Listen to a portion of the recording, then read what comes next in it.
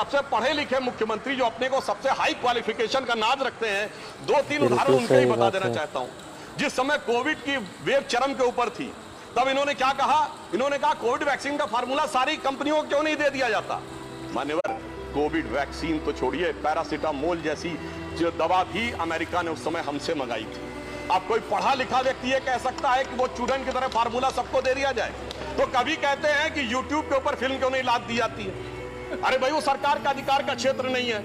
और फिर इतना ही नहीं, सिंगापुर में इनको बुलाया, इनविटेशन आता मेयर्स कॉन्फ्रेंस का, तो मुख्यमंत्री होते हुए जाना चाहते हैं। तो मेरे विचार से कम इनको थोड़ा पढ़ना लिखना चाहिए।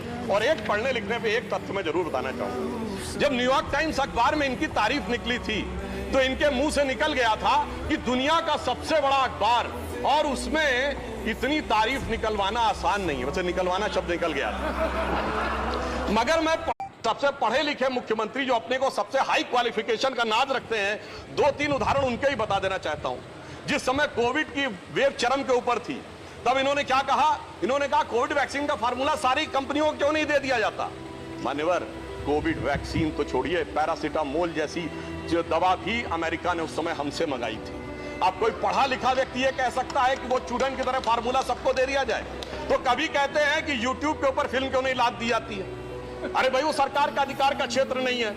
और फिर इतना ही नहीं, सिंगापुर में इनको बुलाया, इनविटेशन आता मेयर्स कॉन्फ्रेंस का, तो मुख्यमंत्री होते हुए जाना चाहते हैं। तो मेरे विचार से कम इनको थोड़ा पढ़ना लिखना चाहिए।